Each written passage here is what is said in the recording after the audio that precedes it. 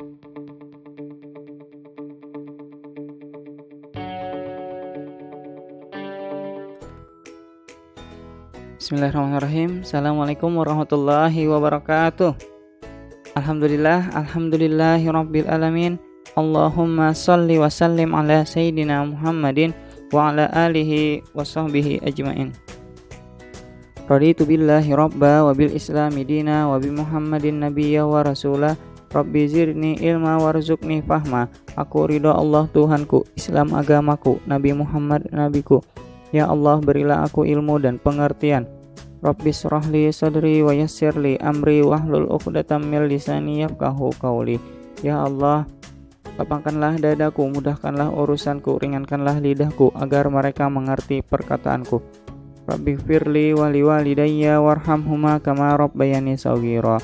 Ya Allah, ampunilah dosaku dan dosa kedua orang tuaku. Sayangilah mereka sebagaimana mereka menyayangiku sewaktu aku masih kecil. Amin. Alhamdulillah, hari ini kita akan lanjutkan pembelajaran kita tema 4, subtema 1, pembelajaran hari ini insyaallah ketiga. Tema 4 itu temanya, judulnya sehat itu penting ya. Sehat itu penting.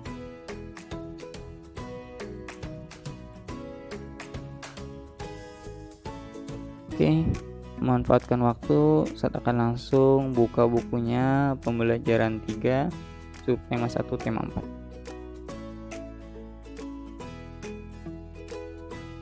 Kita perhatikan di sini ada gambar warga masyarakat. Nah, ini ceritanya warga di masyarakat di tempat tinggal Edo yang sedang bekerja bakti. Mereka membuat jalan setapak untuk masuk ke gang perumahan setempat. Mereka juga bekerja bakti membersihkan lingkungan. Semua warga masyarakat ikut dalam kegiatan kerja bakti termasuk Edo. Kerja bakti membersihkan lingkungan merupakan upaya menciptakan lingkungan yang sehat.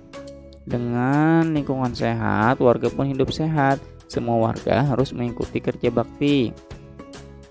Karena kerja bakti merupakan kewajiban sekaligus tanggung jawab setiap warga masyarakat. Sebagai warga masyarakat, kita juga berhak untuk hidup di lingkungan yang bersih dan sehat. Apakah yang dimaksud kewajiban, hak, dan tanggung jawab? Untuk memahami hal ini, lakukan kegiatan berikut. Kerja bakti adalah tadi sudah kita jelaskan ya, kerja bakti di sini adalah kewajiban sekaligus tanggung jawab semua warga masyarakat. Nah, untuk lebih jelasnya kita akan cari tahu apa yang 3 hal tadi. Kewajiban, hak, dan tanggung jawab. Kewajiban, hak, dan tanggung jawab ini sebenarnya sudah pernah Ustaz jelaskan di tema sebelumnya, tapi kita ulang-ulang aja deh, gak apa-apa, biar kita semakin ingat dan semakin paham tentang 3 hal ini, kewajiban, hak, dan tanggung jawab. Oke, kita bahas. Apa itu kewajiban? Ini sudah Ustaz tuliskan. Kewajiban adalah sesuatu yang harus seseorang lakukan dengan penuh tanggung jawab. Kata kuncinya adalah harus ya. Kewajiban itu adalah sesuatu yang harus. Oke, kewajiban adalah sesuatu yang harus seseorang lakukan dengan penuh tanggung jawab. Ini adalah kewajiban. Ada banyak kewajiban yang harus kita lakukan ya. Salah satunya adalah kewajiban kita terhadap Allah, yaitu misalnya sholat 5 waktu. Itu adalah sesuatu yang harus kita lakukan. Kemudian ada tugas-tugas dari Ustadz juga sifatnya adalah harus dilakukan, harus diselesaikan. Ini adalah yang dimaksud dengan kewajiban. Kemudian kalau disuruh oleh orang tua kalian juga itu akan menjadi kewajiban untuk kalian untuk melakukannya, seperti itu. Itu adalah kewajiban. Ustaz ulang, kewajiban adalah sesuatu yang harus seseorang lakukan dengan penuh tanggung jawab. Kita lanjutkan. Itu adalah pengertian dari kewajiban. Sekarang pengertian dari hak. Apa itu hak? Hak adalah sesuatu yang dimiliki seseorang dan boleh didapatkan atau dilakukan secara bebas namun terbatas. Ini perbedaan antara hak dan kewajiban. Hak adalah sesuatu yang dimiliki seseorang dan kata kuncinya ini adalah boleh didapatkan atau dilakukan. Kalau kewajiban tadi, dia harus dilakukan. Kalau hak itu boleh dilakukan atau didapatkan. Hak adalah sesuatu yang dimiliki seseorang dan boleh didapatkan atau dilakukan secara bebas namun terbatas. secara bebas namun terbatas. Maksudnya seperti apa? Nah, kita bisa mendapatkan misalnya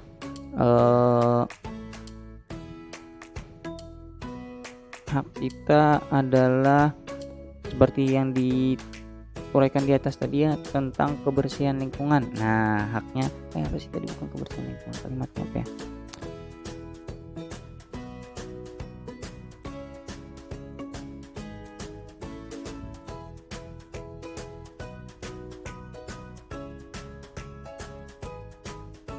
Ya, lingkungan yang sehat.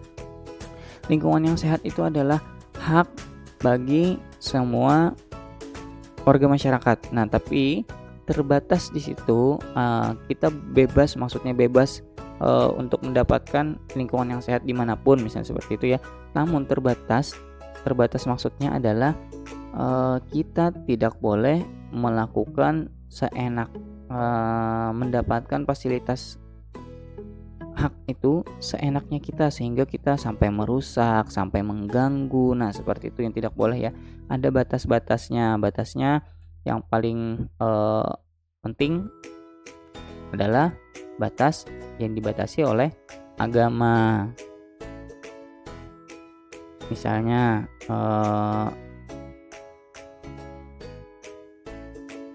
kita berteman di sekolah. Nah, kita boleh bebas aja kita berteman dengan siapapun di lingkungan kita, baik di sekolah ataupun di lingkungan rumahnya. Namun terbatas dengan misalnya tidak boleh sampai menyakiti teman, tidak boleh sampai melukai teman, tidak boleh sampai mengambil haknya teman. Misalnya ya haknya teman, misalnya seperti uang jajan atau apa yang dimiliki oleh teman, tidak boleh misalnya kita ambil secara paksa, seperti itu. Kemudian ada tanggung jawab. Apa itu tanggung jawab? Tanggung jawab adalah sikap yang dimiliki seseorang untuk melakukan sesuatu yang menjadi tanggung jawabnya tanpa diperintah orang lain. Ini ya, sikap yang dimiliki seseorang untuk melakukan sesuatu, nah, tanpa diperintahkan orang lain. Ini adalah tanggung jawab. Maksudnya adalah kita memiliki sesuatu yang tanpa harus diperintahkan, sebenarnya itu sudah menjadi kewajiban kita untuk mengerjakannya. Kalau sampai diperintahkan berarti kita sudah hampir lalai akan tanggung jawab kita. Misalnya kamar kita itu kan menjadi tanggung jawab kita, kebersihannya tuh tanggung jawab kita ya, kebersihan kamar kita itu mulai dari kasurnya. Nah, kalau sampai orang tua kita meminta kita untuk membersihkannya, nah berarti kita hampir melalaikan tanggung jawab kita. Seharusnya kamar itu kita rapikan sebelum orang tua kita meminta untuk dirapikan, karena itu adalah tanggung jawab kita untuk kebersihannya, karena kan milik kita sendiri ya. Nah, jadi adalah tanggung jawab kita untuk menjaga dan merawat kamar kita itu, seperti itu. Oke, kita lanjutkan. Kerja bakti yang dilakukan sekelompok warga masyarakat merupakan bentuk interaksi manusia dengan lingkungan. Nah, ini adalah kerja bakti yang dilakukan tadi. Kerja bakti yang dilakukan Edo tadi ya, itu adalah interaksi antar warga masyarakat, maksudnya interaksi manusia dengan lingkungan. Apa yang dimaksud dengan interaksi manusia dengan lingkungan? Apakah akibat dari interaksi manusia dengan lingkungan? Apakah interaksi sosial dapat menimbulkan persatuan dan juga perpecahan? Untuk memahami itu, perhatikan gambar berikut. Nah, ini ada beberapa gambar. Kalau kita perhatikan, ini adalah interaksi dari seorang ibu dengan anaknya. Nah, ini ngapain nih? Oh, ini celengan ya? Oh iya, ini infak yang setiap Jumat itu, yang 1000 dimasukkan ke dalam celengan itu. Nah, berarti ini sama kayak kalian dia ini, buat nanti disumbangkan ke lazismu ya. Nah, ini adalah contoh interaksi individu seorang ibu dengan individu seorang anak. Individunya seorang ibu, individu yang kedua adalah seorang anak. Satu dengan satu orang, itu adalah interaksi antar individu dengan individu, antara individu, seperti itu. Interaksi antar individu, saya ulangi. Kemudian ada interaksi individu dengan kelompok nih, contohnya nih kayak ustazah di sini. Kalau ustadz nanti misalnya yang ngajar, ustadz dengan siswanya atau dengan muridnya atau dengan kalian. itu adalah contoh interaksi antar individu dengan kelompok. Individunya adalah ustadz atau gurunya, kemudian kelompok adalah siswa atau kalian. Kemudian ada kelompok dengan kelompok. Ini contohnya sepak bola ya. Ini timnas lawan apa nih? Nah, ini kelompok dengan kelompok. Karena permainan sepak bola itu dia menggunakan tim, jadi di sini terjadilah interaksi antara kelompok yang tim yang satu dengan kelompok yang tim yang lain, seperti itu ya. Kemudian kita lanjutkan. Manusia hidup dalam lingkungan tertentu. Lingkungan adalah ruang yang ditempati oleh makhluk hidup dan benda tidak hidup. Kehidupan manusia tidak dapat dipisahkan dari lingkungannya, baik lingkungan alam maupun lingkungan sosial. Manusia tidak bisa hidup sendiri untuk memenuhi kebutuhan hidupnya. Manusia pasti membutuhkan orang lain. Secara kodratnya, setiap manusia akan berinteraksi. Interaksi antar individu dengan kelompok. Interaksi antar individu atau individu dengan kelompok. Interaksi tersebut dinamakan interaksi sosial. Melalui gambar di atas, kamu telah mengetahui contoh interaksi sosial. Untuk memahami interaksi sosial, lakukan kegiatan berikut. Nah, ini sudah saya carikan juga sih. Contoh interaksi antar individu. Nah, selain ibu dengan anaknya yang sedang bongkar celengan tadi, ada lagi nggak yang lain? Nah, ini sudah saya carikan. Ikut. Contohnya yang pertama adalah seorang yang menyapa orang lain. Itu adalah contoh interaksi individu dengan individu. Individu dengan individu tadi satu orang dengan satu orang. Ini gambarnya anggap bagus banget ya. Anggap aja bagus banget. Ini adalah interaksi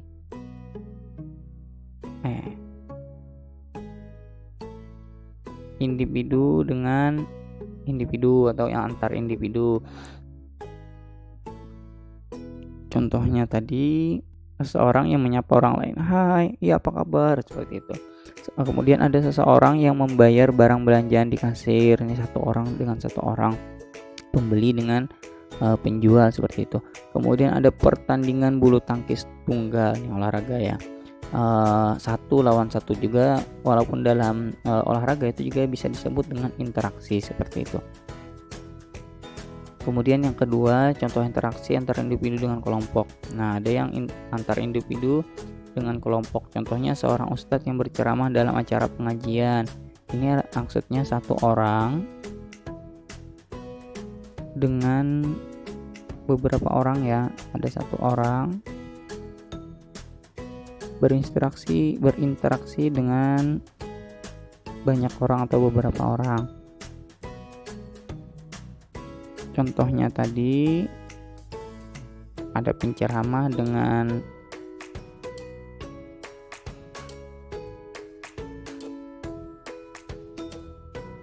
ini ya. Seorang ustadz berceramah dalam acara pengajian. Nah, kemudian ada seorang yang menghadiri rapat, kemudian seorang yang mengikuti kegiatan organisasi. Ini contohnya interaksi antar individu dengan kelompok. Kalau yang pertama interaksi antar individu dengan individu, cuma satu orang ke satu orang. Sementara yang interaksi antar individu dengan kelompok itu satu orang dengan banyak orang. Kemudian kita lanjutkan contoh interaksi antar kelompok. Interaksi antar kelompok itu ada beberapa orang berinteraksi dengan beberapa orang. Contohnya seperti permainan sepak bola tadi ya. Coba kalian bayangkan dulu, ada nggak contoh lain selain itu? Ada banyak orang bertemu dengan banyak orang dan saling berinteraksi.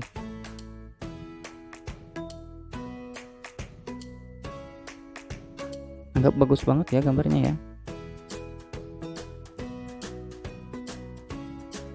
Nah, contoh interaksi antar kelompok. Kelompok dengan kelompok. Ayo, apa ayo? Ya, contohnya adalah grup band yang melakukan konser, salah satunya. Ada grup band itu kan dia beberapa orang tuh. Ada misalnya sampai 5 orang, 3 sampai 5 orang ya. dengan yang nontonnya. Yang nontonnya juga kelompok, gak mesti angkanya harus sama 3 dengan 3, enggak ya, ini contoh aja. Sebenarnya 3 dengan 1000 juga bisa disebut interaksi antar kelompok seperti itu. Makanya grup band tadi bisa juga disebutkan interaksi antar kelompok karena dia satu kelompok walaupun kecil jumlahnya 3 sampai 5 orang dengan jumlahnya ratusan sampai ribuan seperti itu. Kemudian pertandingan tenis ganda yang mempertemukan dua pasangan tim, ini sama jumlahnya ya, 2 orang dengan 2 orang yang seperti itu. Kemudian pertandingan panjat pinang yang diikuti oleh banyak tim. Ini contohnya. Oke, kita lanjutkan. Interaksi sosial penting dilakukan oleh setiap individu. Mengapa demikian? Karena dengan melakukan interaksi sosial, individu dapat mencukupi semua kebutuhan hidupnya. Contoh, saat kamu makan nasi, tentu nasi yang dimakan berasal dari beras. Beras berasal dari padi yang ditanam petani. Sebelum menjadi beras, padi digiling oleh orang lain. Bahkan nasi yang dimakan merupakan masakan orang lain. Selain untuk memenuhi kebutuhan hidup, interaksi juga merupakan sarana untuk mencapai tujuan bersama. Interaksi sosial tidak selamanya mengarah kepada kebersamaan atau persatuan. Oleh karena itu, interaksi sosial dibedakan menjadi dua, yaitu interaksi yang mengarah ke persatuan dan interaksi yang mengarah ke perpecahan. Nah, jadi bahkan interaksi yang kita lakukan itu terbagi lagi menjadi dua jenis. Interaksi tadi sudah dijelaskan ya. Interaksi yang pertama contoh jenisnya adalah yang mengarah kepada persatuan. Kemudian ada juga ternyata interaksi yang justru berbahaya yang mengarah kepada perpecahan. Nah, apa itu contohnya? Coba kita cari ya. Interaksi yang mengarah kepada persatuan yang pertama, musyawarah antar warga masyarakat. Maka ini akan dapat mengarahkan kepada kebaikan atau persatuan. Kemudian hubungan kerjasama antara Indonesia dengan negara lain. Nah, ini juga mengarah kepada persatuan atau kebaikan. Kemudian penggalangan dana untuk membantu masyarakat yang terkena bencana di suatu daerah. Ini juga interaksi yang mengarah kepada persatuan atau interaksi yang bagus, yang baik ya. Tapi ada juga interaksi yang mengarah kepada perpecahan atau interaksi yang gak baik. Nah, ini yang harus dihindari nih. Contohnya, perselisihan antar suku. Nah, ini dapat menimbulkan bahkan sampai ke peperangan suku ya, peperangan. Oh, ini bahaya. Kemudian pelajar yang melakukan tawuran. Ini juga interaksi sosial yang itu juga termasuk interaksi ya sebenarnya, tapi interaksi yang negatif atau yang buruk. Pelajar yang melakukan tawuran. Kemudian yang paling parah ini perang antar negara. Ini adalah interaksi sosial yang mengarah kepada perpecahan. Oke, mungkin sampai di situ dulu pembelajaran dari Ustadz. Untuk yang belum paham bisa diulang-ulang lagi materinya, diulang-ulang videonya, silakan dibaca-baca lagi bukunya. Mungkin sampai sini dulu Ustadz akhiri. Allahumma arinal haqqa haqqa warzuqna ijtiba'ah wa arinal batila batila warzuqna ijtinabah. Rabbana atina fid dunya hasanah wa fil akhirati hasanah wa qina azabannar.